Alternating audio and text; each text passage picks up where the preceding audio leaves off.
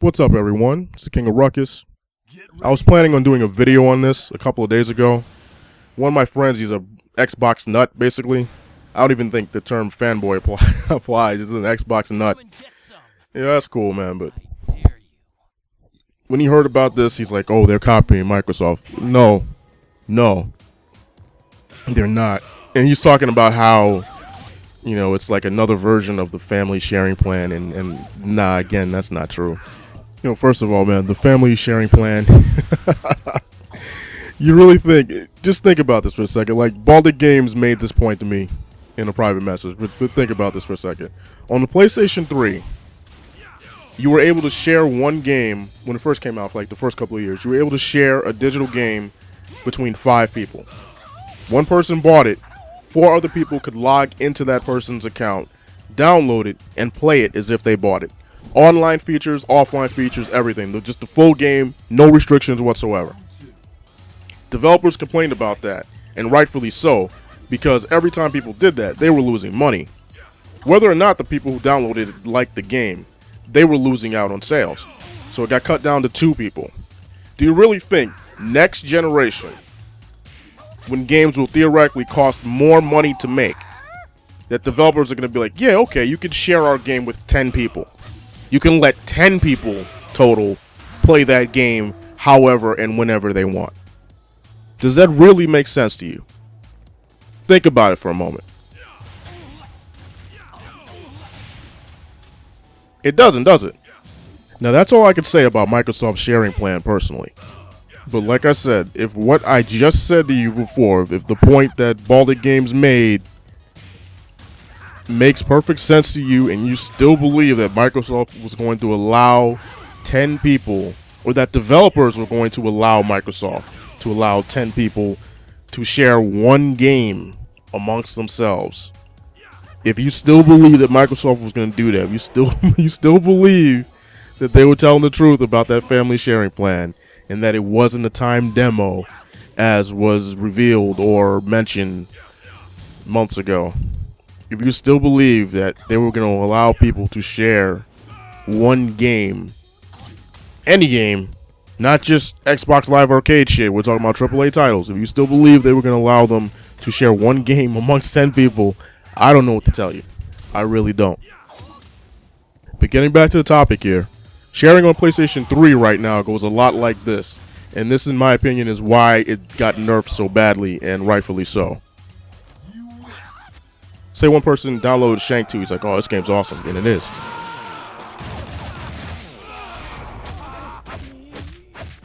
And your friend logs in, loves it, but has no incentive to buy it now, because he's just got a copy right there.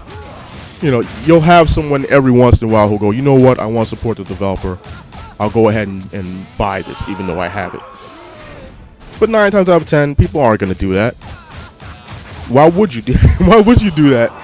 You get the game for free, you're already playing it. Why are you going to actually pay for it if you didn't have to in the first place? You know, that's just common sense. I'm sorry. On the PlayStation 4, you're not going to be able to share that way. One person buys it, it's tied to that person's account. What you'll be able to do is set one system as your master system. Obviously, that's going to be your console at home. The console you bought will be the master system. On that system, when you buy a game, you won't have to log in after you've bought it. If you buy it on that system, if it doesn't have any online features, obviously, you don't have to log in to play it. You just turn your system on and play it. If you want to share the game with someone across the country or down the block or whatever, like you did in the past, you still can. They just have to log into your account.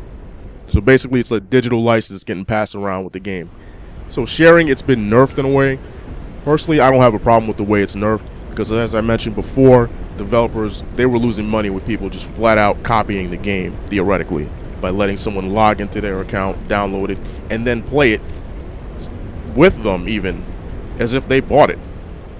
That's why they nerfed it down from 5 to 2, and now, flat out, you've got a digital license with it. You know, I think that's fair both for the developer and the customer. You know, you buy one game, you get one game. It's the same thing with a physical copy. You buy one copy of the game, You know, you bring it with you. Like you go to a friend's house to play Tekken or whatever, you bring your Tekken with you. You know, you don't like magically copy it and bring a copy and then leave the copy there with them when you go home, right? So with this new system, you're gonna have people sharing games probably a lot less, because when you give someone your information, you're giving them access to your entire digital library. Like, you can't play any of those games anymore. Like, they have access to them, you don't until they log out. You know, some people may look at that and be crying foul. This isn't like with the Xbox One where you couldn't play a single player game that you bought unless you connected to the internet every 24 hours. This is, I bought a game, I have access to it on my system whenever I want. If I let a friend across the country or wherever play this same game that I bought and they didn't buy, they have to log into my account. You know, in my opinion, that's pretty fucking fair. That's just my opinion, yo. It's not how it was in the PlayStation 3 where, okay, I buy a game, I let my friend log in to my account, and we can both play it. You know, which is great for the customer, obviously, but the developer misses out on the sale. Like, even when a game went on sale at one point, right? Let's just say Shatter. Shatter was $10 when it came out. You got the game when it came out at $10. You played it, you loved the game, and it was an awesome game. And you mentioned it to your friend. Wasn't really interested in it at the time. A couple months later, the game's on sale for $5. You mention it again, your friend still doesn't want to buy it, but he's like, oh, let me just log into your account and get it. And you're like, yeah, like the developer, even though they put the game on sale, they still missed out on making a little bit of money because of that game sharing system that's in place now on the PlayStation 3. On the PlayStation 4, that won't happen. You'll still be able to share the game. Your friend can log into your account and play it for a while, but when he logs out, that's it. Go buy it. One way for developers to capitalize on the scenario I just mentioned would be to offer an incentive to both the person sharing the game and the person the game is being shared with, if that person buys the game after they play it. Like, say, for example, in a couple years, Tekken Cross Street Fighter. Say I'm sharing a digital copy of that with a friend of mine across the way. He plays the game for a while, he loves it, and when he logs out of my account, or right before he quits the game, a prompt comes up asking him if he wants to buy the game. And if he buys the game, he unlocks, like, we unlock some sort of skin or something like that. Or, you know, just something small. You know, because obviously asking for a discounted price, that might be a bit much. But, you know, if you offer some sort of free incentive for both parties, that might be something to look at to help sell the game to someone who it's being shared to. That's just an idea. But that's it for this video. Let me know what you think about this below. Do you mind that sharing has been nerfed in a way? Are you upset about it? Are you someone who, you probably may not want to admit to it, but are you someone who benefited from the sharing of games quite often and is sad to see this go? That's it for this video. Thanks for watching. I'll see you next time.